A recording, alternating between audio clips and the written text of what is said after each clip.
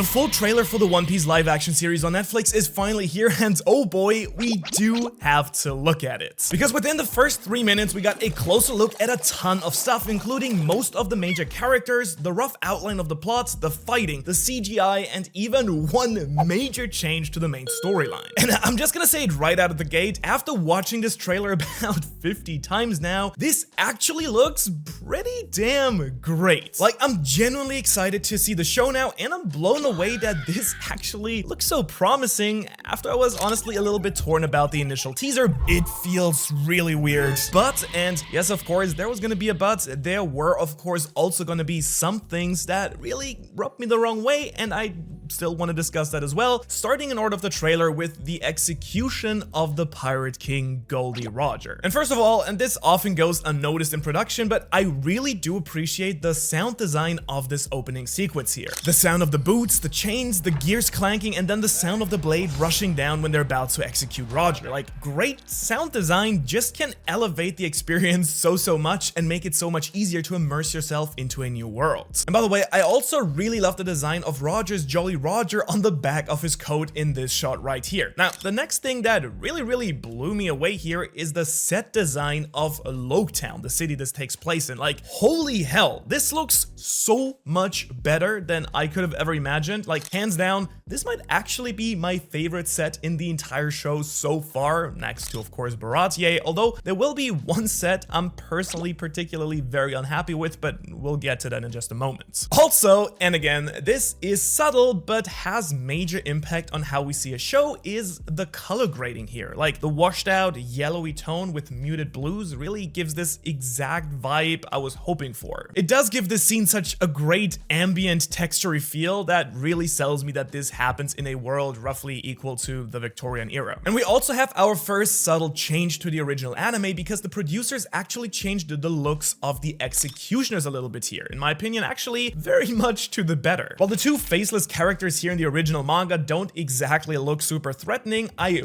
really dig the costumes that they designed for the live adaptation here. In other words, these guys do look like they do mean business, and yet another change that I majorly approve of is having Garp being present at Roger's execution here. I mean, this makes sense not only because it introduces us to Luffy's grandfather being a high-ranking marine right from the start, but also because he was Roger's rival and at some point friends who took in his secret son Ace. And it also adds for me to the scene at Marineford where Garp is sitting next to Ace. I mean, if he had to be at major executions like this one with Roger, it would make it even more painful for Garp having to be at the execution of two of the people that he really respected and cared for. Father and son, no less. Or, if he was actually there voluntarily, it would mean that Garp chose to show respect and be there to support both Roger and Ace. So, whatever it really is, I actually do love this change and kind of wish that it happened in the original story as well. And also, let's be real, they absolutely nailed Garp here. Like, you knew right away who this man was. Which actually now brings me to two things I didn't really like so much, which actually is the man himself here, Roger. Now, don't get me wrong, they did absolutely get the clothing perfect, and the voice acting is actually fantastic, but I really somehow don't vibe with the casting here for some reason. Like, I don't think we knew about this person, and nothing against this guy. Again, I do love his voice performance, but neither the voice nor the face just scream Roger to me. Like, even the mustache looks kind of out of place in this face here, and I do know that there are people who would have absolutely rocked this role. There was actually a rumor around that Jack Black might be going to play Roger, which of course would have been absolutely legendary. I will say though that I do love the detail of him having these yellow teeth, because that is exactly the level of realism that I do miss a little bit from some of the other scenes here. And the second thing that I do not really like here is actually the crowd work we see. Now, obviously background acting and crowd acting is a little bit of an ungrateful job sometimes, and there's barely a lot of camera time on anyone specifically anyways, but the people that they do show here in the crowd, or like the woman running with the sword, I I mean, maybe I'm just being a little bit too harsh, but they don't really sell to me that these are real people in a real world. They do feel more like someone just screamed action and then they just went, but really it's a bit of a minor complaint. So moving on to Luffy leaving his home island, which is called Dawn Island in the manga in case you don't know, on a tiny boat with no idea how to navigate, looking out at sea, saying that he wants to get a crew. Now, clearly this is what the joke here with the seagull is referencing from the manga, which by the way is called a news coup and is part of the newspaper delivery system in the One Piece world. And while it didn't appear in the original manga, I actually absolutely loved how it turned out here. I actually can't quite tell 100% if this is CGI or a puppet, but it does look perfectly real to me, and I do wonder what type of news it might bring Luffy that we actually didn't get in the original story. I actually think it might serve as an introduction or exposition for some characters like maybe Zoro or Arlong, though as far as I know we don't even know if Luffy can actually read in the anime. And now coming back to the joke itself though, this is something that I already was clear of during the teaser trailer, but we're clearly gonna get a lot of these very Marvel-esque one-liner jokes here that I personally just don't find super funny, but I can live with them, and so it is what it is. Also, in this case, honestly, it even works somewhat to me because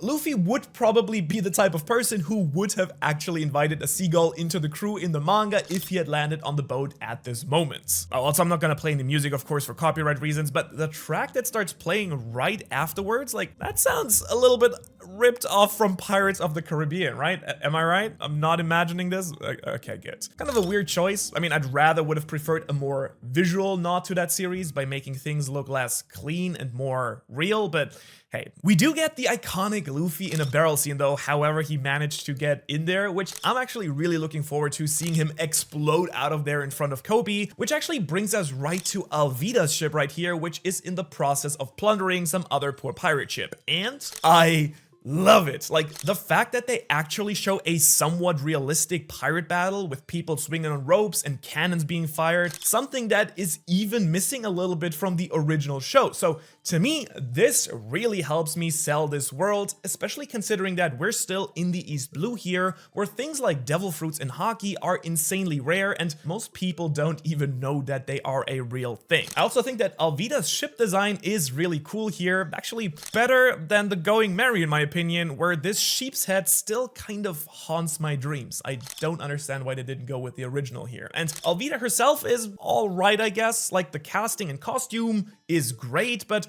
she almost doesn't look mean enough here, if you know what I mean. Though that might just end up being fine in the final series. Also, for some reason, here the pirate ships do actually look dirty, edgy, and very real. Just what I was hoping for, but then so many other sets like the Merry itself or the costumes of so many of the characters like the Straw Hats or the Marines just look so damn clean. I mean, here, look at those dirty sails with holes in them. Now, that's what I would have loved for everything in this show. And I'll be honest, I'm not really sure what the red explosion in the next shot here is, but it does look visually very stunning, so I'm very excited to see it in the show and find out what that is. And then the Jolly Roger reveal. And even though there is some somewhat corny dialogue here once again, I really couldn't help but grin seeing this, because they took the exact design from the manga, which I do really appreciate, and actually I do really buy the acting for Luffy here as well. Also, small fun fact, the first person in the manga to actually say the phrase Straw Hat Pirates is actually not Luffy, but the Marine Captain Smoker way later during the Alabasta arc. So this is not an official term, but I of course don't mind at all that it's Luffy here who gives the Straw Hats their name. And then we get a bit of a traveling montage, which really sets up the goal of reaching the Grand Line, which I strongly assume will be the conclusion of this first season, reaching Reverse Mountain, because entering the Grand Line and then meeting Laboon would, in my opinion, make a perfect first episode for a season 2, basically kicking off the entire Alabasta saga next. And I'm not really sure whose ship this is that is capsizing here in that shot in the waves on the Grand Line, but it does look awesome as heck. And then we get a first look at Buggy's circus tent, which I also think did turn out awesome. In fact, Buggy, his crew, and the set make them seem way more of a threat, I think, than their original appearances in the manga. And next, we have Mihawk. Mihawk himself basically is as perfect as I could have ever dreamed it. Stephen Ward here is just perfect for this role. The costume is flawless, and even the colored contacts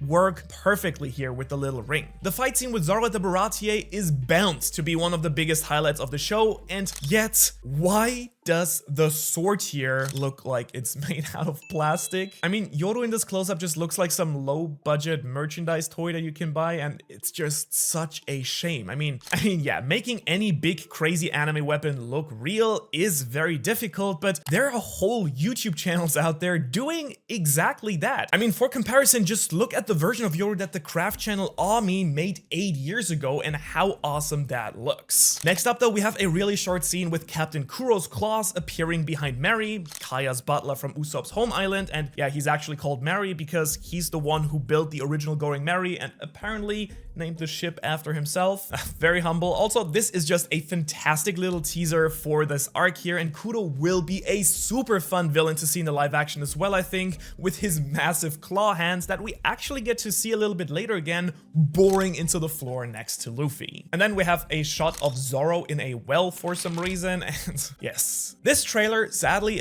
confirmed something that I was a little bit worried about with the teaser as well, and this might be a very controversial take, but here it is. I'm just not buying Zoro as a character here. Like, don't get me wrong, Makenyu looks like the perfect Zoro, the fight scenes look perfectly like Zoro, but the dialogue and the way that he talks, sorry, that for me, that's just not Zoro. I mean, yeah, he's supposed to be cool, but what makes him so unique and likable is also these comedic moments when he actually lets that cool facade slip and how much he really cares about Luffy and the entire crew. And I'm really sorry, but to me, that's just not what I'm getting out of here at all, which is just such a shame because he is one of my absolute favorite characters in One Piece, and we even get to see Zoro's oath to Luffy, which is also quite altered from the original manga scene. I mean, there it happens with Zoro's chest just being cut open after losing to Mihawk and almost drowning, bawling his eyes out, which is one of the few emotional moments that make Zoro so awesome. And